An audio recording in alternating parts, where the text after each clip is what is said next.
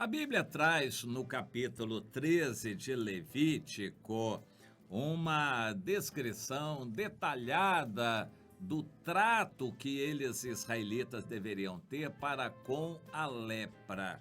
E não entra em detalhes sobre como a lepra viria, seria um castigo de Deus. Dá-nos a entender isto, que a lepra seria uma espécie de castigo de Deus, porque na antiga aliança com Israel, qualquer doença era tida como maldição de Deus. Se o povo obedecesse, teria paz, segurança e saúde. Quando uma doença vinha, era por causa do pecado. Este era o conceito. Tanto é que essa ideia prevalecia na época de Jesus também. E perguntaram então a Jesus: mestre, esse homem é cego, isso é pecado dele ou de seus pais, se ele nasceu cego? Bom, eles tinham essa ideia de que toda doença era consequência direta do pecado. Se uma pessoa era doente é porque era pecadora. Uma pessoa ruim ficava doente. Uma pessoa boa tinha saúde. Essa era a ideia vigente. E não está muito fora do que a Bíblia diz. A aliança de Deus com o povo de Israel, a antiga aliança, o Antigo Testamento, estabelecia isto. Entre muitas bênçãos que Deus daria se o povo andasse na presença dele, seria paz, segurança, vitória sobre os inimigos, prosperidade na terra e saúde no corpo. Quando a doença vinha, supunha-se que era por causa de algum pecado. A lepra, então, no capítulo 13 de Levítico, Deus diz como deveria ser tratada, mas Deus não diz por que ela viria. Isso fica subentendido nas outras passagens onde Deus estabelece uma aliança com o seu povo Israel, entende? A lepra, então, viria como consequência de pecado. Viria a lepra no corpo, fosse na cabeça, fosse nas mãos, nas pernas, no restante do corpo, ou a lepra viria na roupa, ou a lepra viria na casa. De alguma forma, a lepra viria. E uma das características da lepra é que ela era contagiosa, ela se espalhava. Se era lepra, ela se espalhava. Então, o que nós entendemos que acontecia? Deus mandava uma lepra e se a pessoa se consertasse com Deus, se voltasse para Deus, Deus podia curar a lepra. Isto é previsto na legislação da lepra. O sacerdote examinava. Quando ele desconfiava que era lepra, ele mandava a pessoa se fechar isoladamente, longe das outras, por algum tempo. Se ela se consertasse com Deus, isso é o que nós entendemos, se ela orasse a Deus, pedisse misericórdia a Deus, Deus podia curar aquela lepra. E o sacerdote a examinava de novo. Se a lepra paralisou, não se estendeu, ele encerrava a pessoa por mais outros 7 dias, dava mais um prazo para verificar. Caso a lepra tivesse parado e não se estendesse, ela caminharia para uma cicatrização. O sacerdote declarava a pessoa limpa. Ela tinha que oferecer sacrifícios a Deus pelo pecado, tinha que cumprir certo ritual e era declarada limpa. Estava liberada para ter contato com as outras pessoas e para continuar a sua vida normal. Enquanto estivesse com lepra, era alvo de um tratamento especial. Ela não podia se misturar com as outras. Há na Bíblia, no Novo Testamento, algo que tem a ver com isto. É o tratamento do pecado na igreja. O pecado não é para ser tolerado, mas o pecado, na era do Novo Testamento, é escondido. Ele fica dentro da pessoa. A pessoa pecou, mas se ela negar que pecou, fica complicada a situação. Todos sabem que ela pecou, mas ela nega. Então alguma coisa vai ter que acontecer. Deus vai castigar aquela pessoa, mas isso não é propriamente trato no Novo Testamento. Nós entendemos que o pecado vai ter o tratamento no juízo final.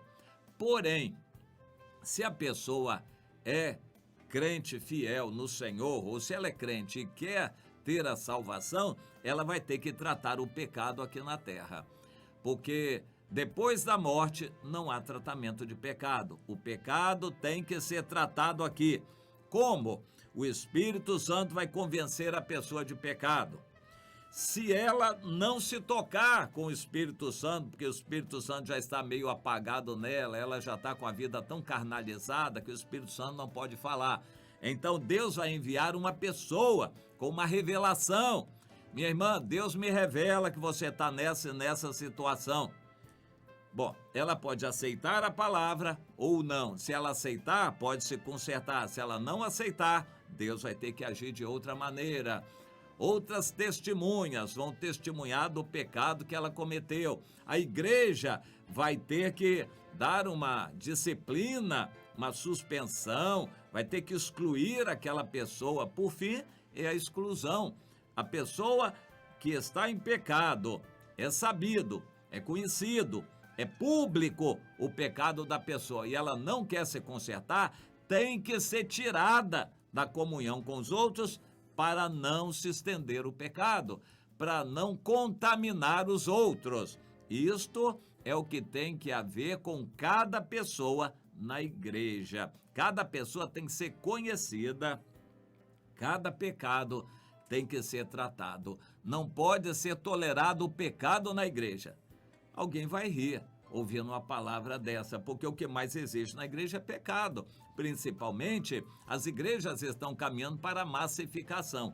Aquele monte de gente que ninguém sabe quem é quem assistindo reunião, e está fermentando de tudo ali, está fermentando pecado, conversa de todo tipo no meio daquele povo ali, e ninguém sabe de nada, ninguém controla nada, porque as igrejas estão sendo massificadas. Ninguém controla a vida de ninguém ali, ninguém sabe da vida de ninguém, cada um vive do seu jeito.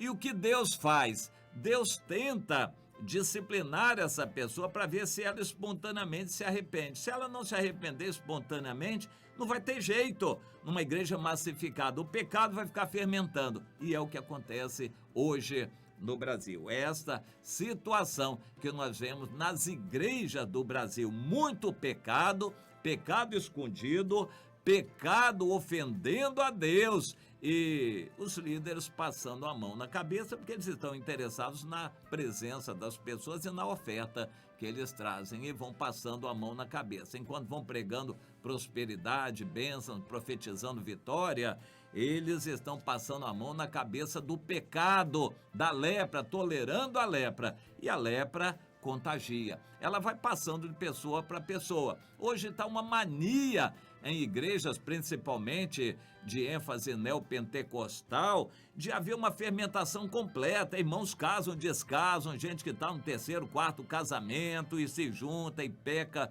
de todo jeito. Isso contagia, gera um ambiente contaminante. Se o pecado não é tratado, isso contamina a todos. É lepra.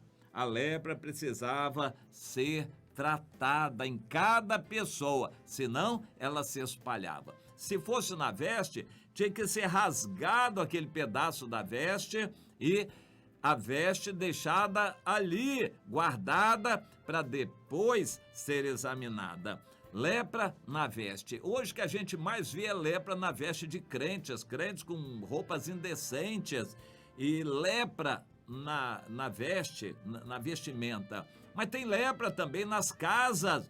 As casas inundadas com pecado, pornografia, televisão, com novelas e tudo mais entrando. Lepra nas casas. E a lepra no corpo das pessoas, no pensamento, nas palavras, nos gestos e nas obras dos crentes. Então, está uma situação dificílima, porque muita lepra no meio do povo de Deus.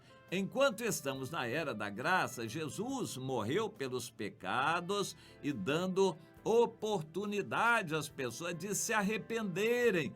Cada um precisa se arrepender de seus pecados. Os irmãos têm que ajudar.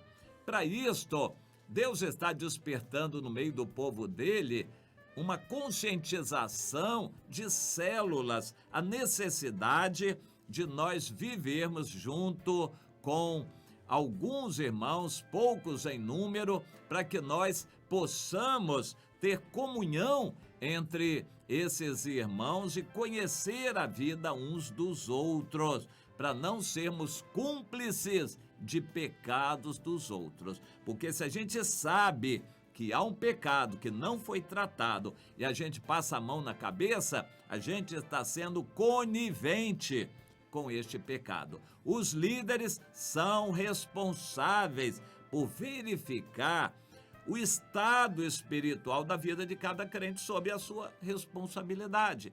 Todo cristão tem que estar debaixo de alguma liderança.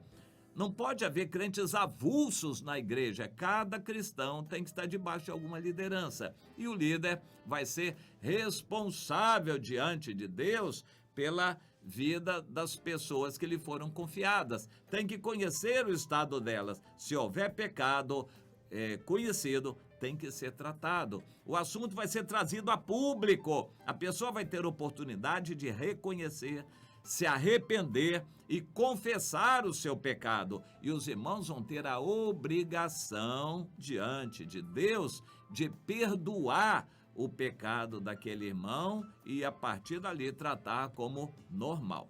Quando a pessoa era curada da lepra, o sacerdote, o líder, determinava que ela estava curada e todos tinham obrigação de aceitar a convivência normal daquela pessoa que teve lepra, mas foi curada daquela lepra.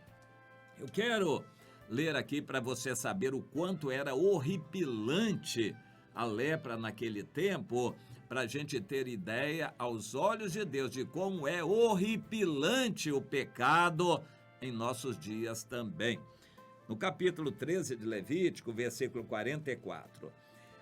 Aquele homem é leproso, está imundo, o sacerdote o declarará imundo. A sua praga está na cabeça, no caso da lepra na cabeça. As vestes do leproso, em quem está a lepra, essa praga, essas vestes serão rasgadas e os seus cabelos desgrenhados.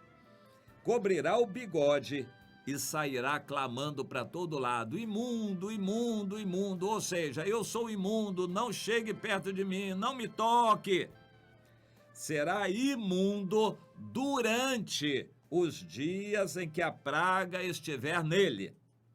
É imundo, habitará só, a sua habitação será fora do arraial. A sua habitação do leproso será fora do arraial. A igreja não pode aceitar o leproso, ou seja, um crente sabidamente em pecado não pode estar na comunhão do povo de Deus. Ele tem que ser tratado, vai ser isolado, vai ser notificado. Todos vão saber que ele está sendo tratado por causa do seu pecado, enquanto o pecado estiver nele.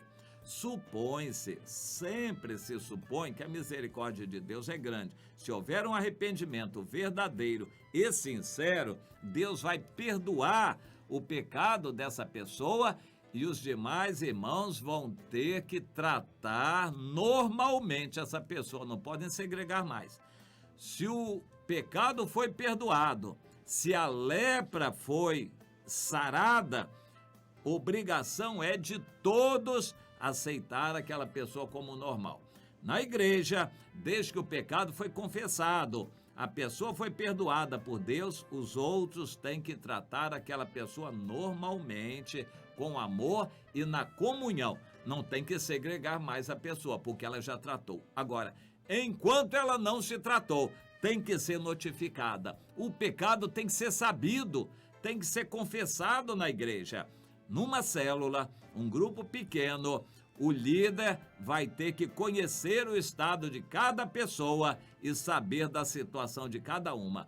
Quando a vida da pessoa está ruim, algum pecado vai ser revelado. E se não for revelado logo, os irmãos vão entrar em oração para que seja revelado o pecado naquela pessoa, porque Deus quer todos sadios, sãos, curados e em atividade. Não pode haver um crente derrotado, arrasado. O pecado dele tem que ser tratado para que ele venha a ser um vencedor.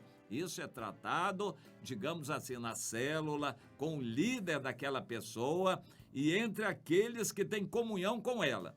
Isso precisa ficar muito claro, é um princípio bíblico para nós. O leproso tem que ser separado, notificado, notado pelos outros. Tem que amar e ajudar o leproso a ficar livre da lepra dele. A pessoa que está em pecado tem que ser notada e tem que ser ajudada pelos irmãos com oração até que se arrependa, se conserte e receba o perdão de Deus. Então ela vai ser aceita. Tem que ser aceita pelos outros de uma forma normal, com amor. É obrigação que temos de aceitar as pessoas que Deus perdoa. Entenda isso, meu irmão, que é fundamental na nossa vida diária, nossa vida cristã com Deus.